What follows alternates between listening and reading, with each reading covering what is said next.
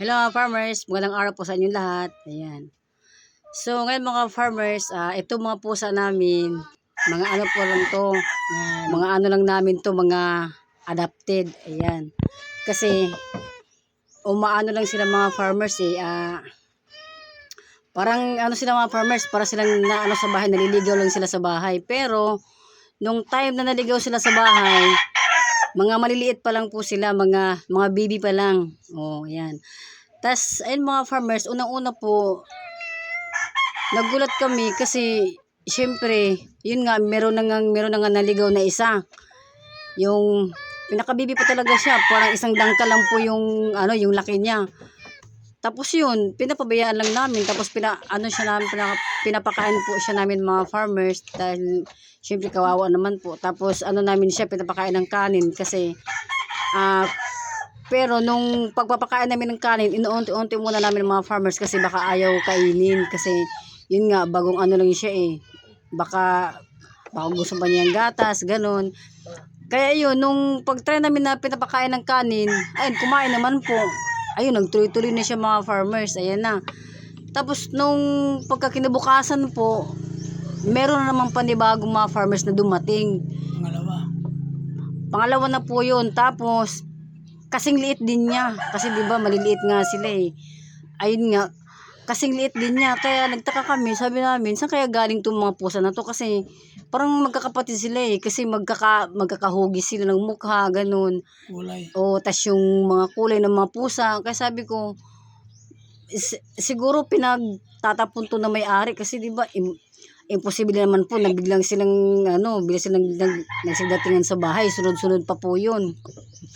Tas mga farmers, pinapabayaan lang din po namin kasi syempre kawawa naman po kung itatapon mo yun, di ba? Syempre, nakakaawa mga farmers, kumbaga. Kaya sabi namin, sige, bigyan na lang natin to ng pagkain kasi kawawa naman sila kung hindi sila papakainin eh. Total, kung ayaw nilang kainin, andyan lang naman. Tapos, ayun, nung pinapakain namin sila, kumain naman ng kanin. Tapos yun nga, kailangan lang siya may sabaw ng konti kasi syempre pa nga sila mga baby pa kunyari yun eh, gatas ba sa kanila, pero meron siyang kanin.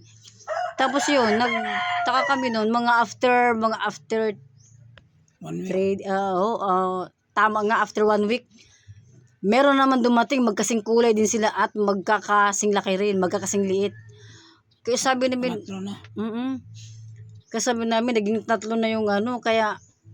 Pero iniisip ko na problema kami nun sa syempre yung mga ipot nila kung saan-saan pa sila natain kasi yun nga, mga baby pa sila eh.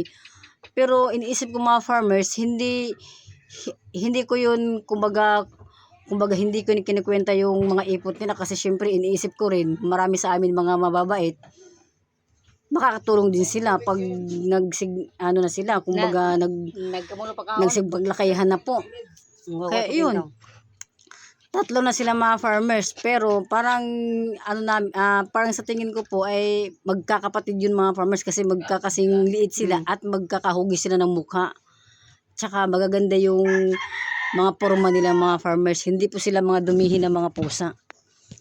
Kaya yun, namin sila, ina-adapt namin mga farmers kasi syempre kawawa naman po pag pinapabayaan yung mga ganong mga pusa na ganyan pa sila kaliit. So, kailangan talaga sila tangkilikin dahil yun ang mga farmers yung sa tao nga kawawa nga lalo na yung sa mga ganun pa na mga maliliit mga farmers nakakaawa nga mga farmers kasi kami talaga maawain kami sa mga ganun, mula hayop hanggang sa tao, maawain talaga kami, kaya yun. Yung puti at orange.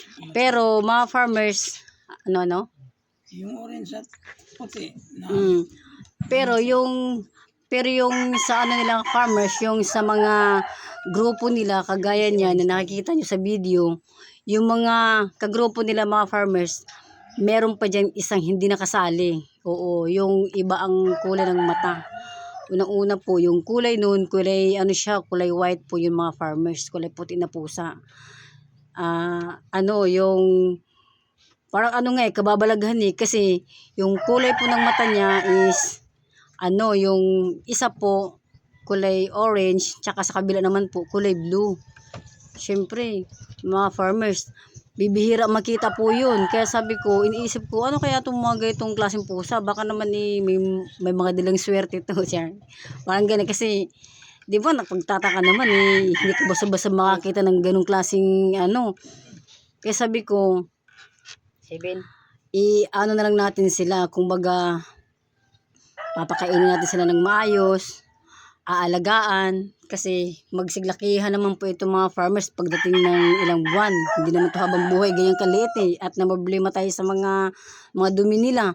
So, sa amin kasi hindi na namin iniisip yung mga dumi-dumi nila. Ang importante po dyan ay nakakatulong sila pagdating po sa mabait.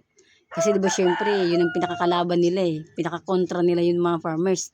Nakakatulong din po sila sa mga ganyong mga kung ano, yung kada may makikita silang mga gumagalaw, hinahabol nila yun. Yan. Pero ayun nga mga farmers, yun ang kagandahan po sa amin dito kasi nawawala talaga yung problema namin sa mabait mga farmers. Kaya po kung meron kayong mga ganong mga naliligaw na pusa, aalagaan nyo po mga farmers dahil nakakatulong po yun. Hindi po yun basta-basta na nagbibigay ng problema sa inyo. Dahil yun nga kagaya sa feng shui, meron nga yung mga kasabihan, di ba? May mga dalang swerte sila. Pero depende na rin po yun sa atin kasi kaya sabihin mo na meron mga ganun-ganun mga swerte, kung hindi naman kumikilos, so wala rin magagawa. So kailangan talaga sabay mo ng kilos, lalo na po sa pagdadasal dahil siyempre yun ang magkakasama po yun magkakasama yun sa dala ng swerte sa ating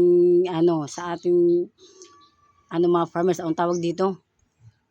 Ayan, tapos yun nga mga farmers, pag pag nakikita ko yung kulay white po na pusa mga farmers, ipapakita ko yun sa inyo para po maniwala kayo kasi syempre iba naman yung yung sabi-sabi lang, ganun. Dinadaan lang sa kwentuhan, kunyari ganun, di ba? So, sa akin kasi, pag nakita ko yun, i-video ko yung mga farmers, solo lang siya, para makita nyo po kung ano talaga yung kung ano talaga ang kulay ng mata niya kasi syempre nakapagtataka talaga kaya yan lamang po mga farmers. Bye bye.